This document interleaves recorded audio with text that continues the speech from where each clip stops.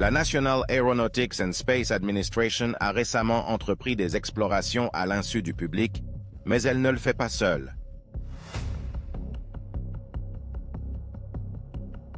Le millionnaire Elon Musk, génie de la technologie, participe à cette mission avec la NASA et ce qu'ils ont fait ensemble est sur le point de tout changer.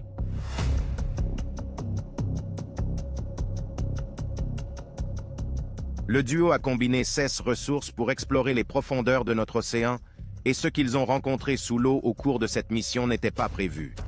Cette découverte était si terrifiante qu'elle ne pouvait plus être gardée secrète. Quelle découverte terrifiante Elon Musk et la NASA ont-ils faite dans les profondeurs de notre océan? Et pourquoi a-t-elle été révélée par Elon Musk et non par la NASA? Rejoignez-nous pour découvrir comment Elon Musk vient de révéler la terrifiante découverte sous-marine de la NASA. Le PDG de Tesla et SpaceX, Elon Musk, a secrètement fait quelques démarches auprès de la NASA et leur expédition semblait être la collaboration scientifique de la décennie jusqu'à ce que leur mission dérape. Nous avons récemment découvert que la NASA et Elon Musk avaient travaillé ensemble sur une pléthore de missions, et certaines d'entre elles se sont déroulées dans l'Arctique. Tout a commencé lorsqu'un robot déployé sous l'eau par une équipe de chercheurs a montré une vue à laquelle personne ne s'attendait.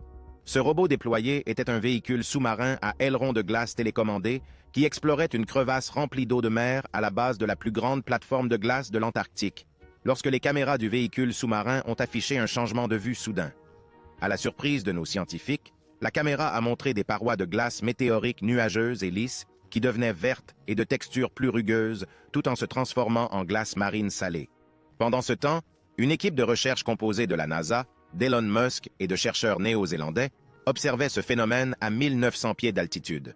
Immédiatement, ils ont reconnu ce processus comme une preuve du pompage de la glace. Ce processus n'a jamais été observé directement dans une crevasse de plateforme glaciaire, ce qui a laissé toute l'équipe stupéfaite. Justin Lawrence, chercheur invité au Cornell Center for Astrophysics and Planetary Science du College of Arts and Sciences, a parlé de l'atmosphère qui régnait dans la salle et de l'impression d'avoir assisté à un événement aussi inattendu. Nous avons regardé la glace qui venait de fondre à moins de 100 pieds de profondeur, qui s'était écoulée dans la crevasse, qui avait regelé et qui devenait de plus en plus étrange au fur et à mesure que nous montions. L'extraordinaire coup d'œil du robot à nageoire de glace à l'intérieur d'une crevasse et une analyse plus poussée ont montré que plus d'un siècle de processus géologiques se cachait sous la plateforme glaciaire.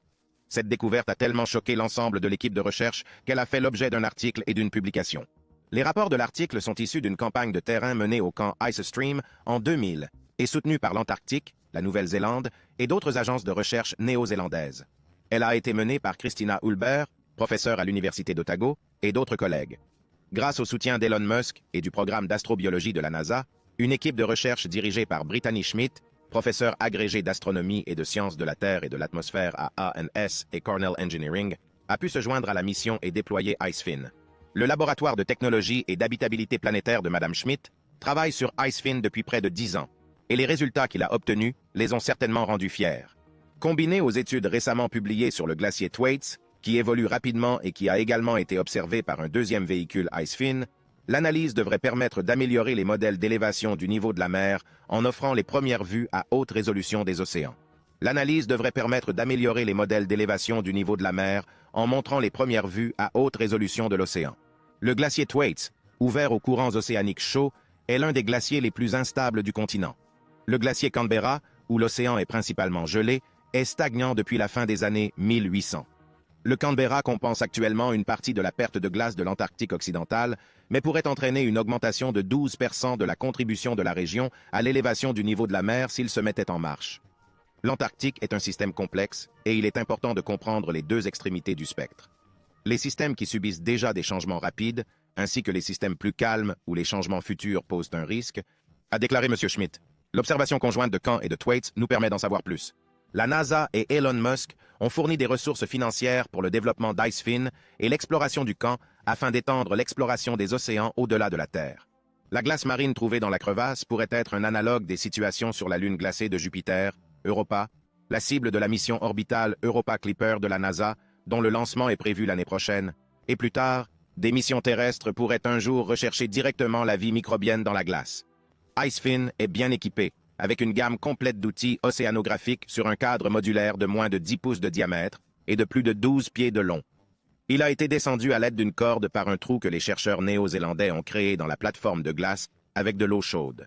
Au cours de 3 plongées qui se sont étendues sur plus de 3 miles près de la zone d'échouage, là où la glace se transforme en plateau flottant de Ross, Icefin a cartographié 5 crevasses, en a remonté une et a atteint le fond de la mer tout en enregistrant les conditions de l'eau, notamment la pression, la salinité et la température. L'équipe a également étudié différents attributs de la glace pour obtenir des informations précieuses sur le mélange de l'eau et le taux de fonte. Il s'agit notamment d'ondulations, d'écoulements verticaux, de fossettes ressemblant à des balles de golf et de formations plus étranges autour du sommet de la crevasse. Il s'agit de bulles de glace et de protubérances en forme de doigts qui ressemblent à des brinicules. Selon les chercheurs, l'étude du pompage de la glace dans la crevasse pourrait également contribuer à la stabilité relative de la plateforme glaciaire de Ross, la plus grande au monde par sa superficie, la taille de la France, par rapport au glacier de Thwaites. C'est une façon pour ces grandes plateformes de glace de se protéger et de se soigner, a déclaré Peter Washam, océanographe polaire au sein de l'équipe scientifique Icefin et deuxième auteur de l'article. Une grande partie de la fonte qui se produit en profondeur près de la ligne d'échouage, cette eau regèle et s'accumule sur le fond de la glace sous forme de glace marine. Sur le plancher océanique, Icefin a cartographié des séries parallèles de crêtes qui, selon l'équipe, ont été causées et laissées derrière elles par des crevasses de plateformes glaciaires. Cette dernière a également enregistré 150 ans d'activité depuis la stagnation du Thames Stream.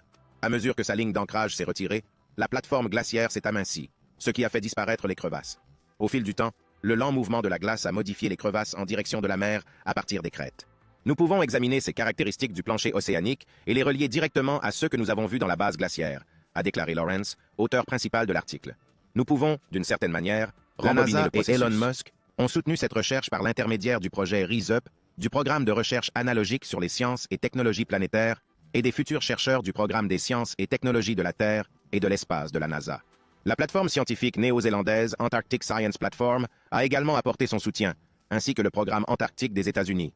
Même l'initiative de forage à l'eau chaude de l'Université Victoria de Wellington faisait partie de ce projet de recherche. Cependant, ce n'est pas la seule machine qui a été fabriquée avec la collaboration d'Elon Musk et de la NASA. Depuis le début de la course à l'espace, jusqu'à l'observation des planètes dans la dernière frontière, les scientifiques et les astronomes savent qu'il faudrait plus qu'une pagaie pour chien pour explorer les océans sous les surfaces glacées de certaines des lunes les plus intrigantes du système solaire. Elon Musk cherche également à coloniser une planète avec Mars en ligne de mire. Il s'est donc à nouveau associé à la NASA, puisqu'ils avaient la même ambition. Leur collaboration a donné le ton et les ingénieurs de la NASA ont immédiatement commencé à travailler sur un rover sous-marin. Ce rover sous-marin pourrait un jour relever les défis posés par des mondes océaniques comme Encelade, la lune de Saturne, et Europe, la lune de Jupiter. Une équipe travaille depuis quelques années sur un tel robot, appelé Buoyant Rover for Under Ice Exploration, BRUI. Les coquilles de glace qui recouvrent ces océans lointains sont une fenêtre sur les océans situés en dessous, et la chimie de la glace pourrait contribuer à nourrir la vie dans ces océans. Kevin Hand, responsable scientifique du projet BRUI au Jet Propulsion Laboratory de la NASA en Californie, a déclaré dans un communiqué « Ici, sur Terre, la glace qui recouvre nos océans polaires joue un rôle similaire, et notre équipe s'intéresse particulièrement à ce qui se passe là où l'eau rencontre la glace. Les tests seront effectués à la station de recherche australienne Casey, le long de la côte de l'Antarctique, loin au sud de l'Australie. BRUI y passera 1 mois à sillonner les lacs intérieurs et l'océan pour trouver l'endroit où le haut de l'eau rencontre le bas de la glace. Nous avons découvert que la vie se développe souvent aux interfaces, à la fois au fond de la mer et à l'interface entre la glace et l'eau au sommet. Andy Klesch, ingénieur en chef du projet BRUI, a déclaré « La plupart des submersibles ont du mal à étudier cette zone, car les courants océaniques risquent de les faire s'écraser ou de leur faire perdre trop d'énergie pour maintenir leur position. BRUI a été créé pour relever ces défis grâce à la flottabilité. Il rampe sur le fond de la glace, soutenu par l'eau plus dense qui se trouve en dessous. Le rover est une barre d'environ 1 mètre de long avec une grande roue à chaque extrémité.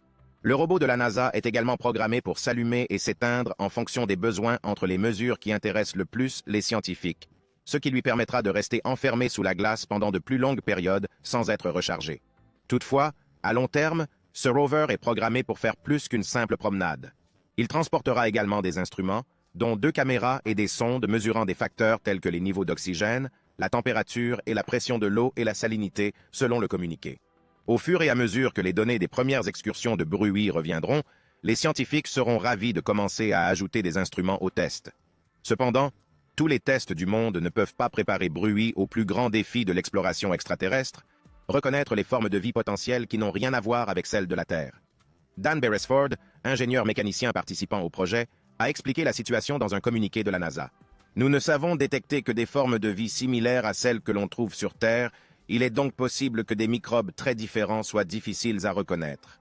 Cette déclaration, y compris le voyage dans les profondeurs de notre océan, a également suscité la curiosité des scientifiques travaillant sous la direction d'Elon Musk, et leur curiosité a confirmé une autre découverte qui avait été spéculée par la NASA. Il y a 10 ans, lors d'une expédition océanique parrainée par la NASA, 2 scientifiques ont découvert un grand nombre de phytoplancton prospérant sous la glace de mer dans l'océan Arctique. Aujourd'hui, des scientifiques travaillant avec Elon Musk utilisent des instruments sous-marins et un satellite de la NASA pour en savoir plus sur cette étrange découverte, et ils ont trouvé la preuve de la présence d'efflorescences potentiellement importantes sous la glace de mer environnante.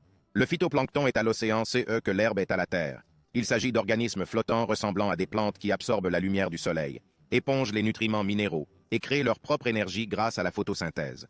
Le phytoplancton prospère presque partout où l'on trouve des étendues d'océans ouvertes et ensoleillées. Lorsque les conditions sont suffisamment favorables, ces collections de cellules microscopiques peuvent devenir suffisamment importantes pour être visibles depuis l'espace. Elles constituent une source de nourriture essentielle pour les autres formes de vie dans l'océan et jouent un rôle clé dans le recyclage et l'élimination du carbone pour la planète. Mais jusqu'à des études récentes, on pensait généralement que la couverture de glace empêchait la croissance du phytoplancton pendant la majeure partie de l'année dans l'océan autour de l'Antarctique, car très peu de lumière solaire pouvait pénétrer dans l'eau située en dessous. Cependant, de nouvelles preuves montrent qu'il y a juste assez de fissures, de points minces et de lacunes pour laisser passer suffisamment de lumière du jour à travers la glace de mer. Autour de l'Antarctique, la glace de mer compacte semble assez impénétrable à la lumière, explique Chris Horvat, spécialiste des sciences de la mer à l'Université Brown et auteur principal de la nouvelle étude. Sur la plupart des satellites, la couverture de glace large et grossière peut apparaître uniforme et en forme de feuille, ce qui renforce l'idée que la lumière serait trop rare et trop faible pour permettre la vie végétale en dessous. Mais vu depuis, et sous la surface de l'océan, et maintenant avec les yeux laser du satellite Ice Cloud and Land Elevation Satellite 2, ICESat-2 de la NASA, les scientifiques voient que la glace de mer de l'Antarctique est en fait criblée de fractures et d'ouvertures. La lumière du soleil se faufile à travers les fissures et fournit l'énergie nécessaire aux efflorescences sous la glace dans l'océan austral.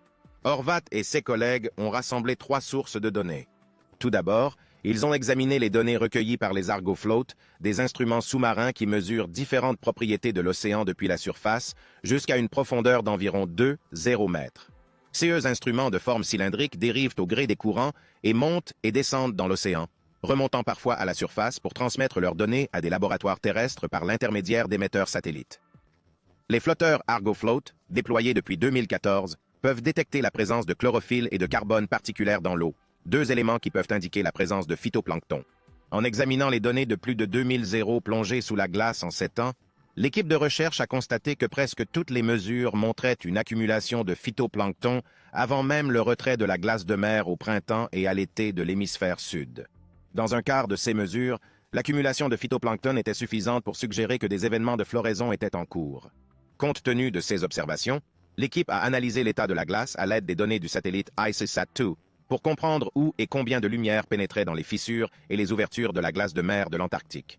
Le principal instrument de l'ICESat-2 est un altimètre laser qui envoie des impulsions lumineuses vers la surface de la Terre et mesure ensuite, au milliardième de seconde près, le temps que mettent les photons individuels à revenir vers le satellite.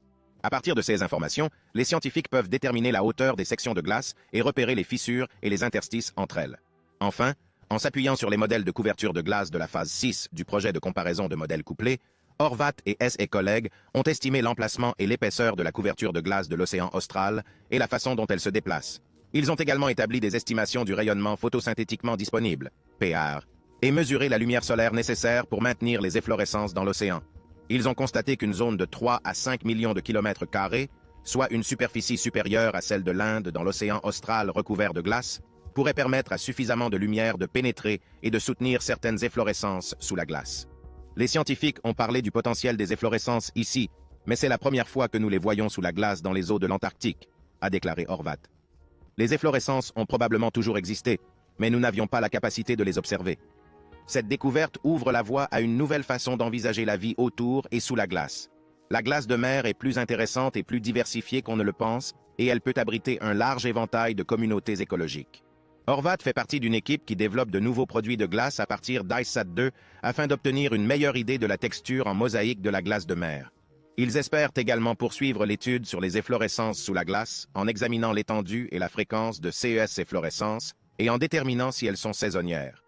L'article décrit des observations intéressantes dans une région de l'océan mondial relativement peu étudiée, a ajouté Michael Berenfeld, un océanologue de l'Université d'État de l'Oregon qui n'a pas participé à l'étude. Des efflorescences sous la glace ont déjà été signalées dans l'Arctique, mais cette nouvelle étude documente clairement ces efflorescences dans l'océan austral. Une différence importante entre ces deux régions polaires est que la superficie totale des conditions propices aux efflorescences sous la glace est beaucoup plus importante autour de l'Antarctique. Ainsi, lorsqu'elles sont intégrées sur une zone, ces efflorescences de l'océan austral peuvent constituer une très grande masse de plancton. Cette expédition menée par la NASA et Elon Musk est sans aucun doute un événement à marquer d'une pierre blanche, mais ces découvertes suscitent un sentiment mitigé, car nous ne savons pas à quoi nous attendre en ce qui concerne le phytoplancton découvert et les effets qu'il pourrait avoir. Pensez-vous que les découvertes de la NASA et d'Elon Musk se termineront bien ou mal? Laissez-nous le savoir dans la section des commentaires ci-dessous.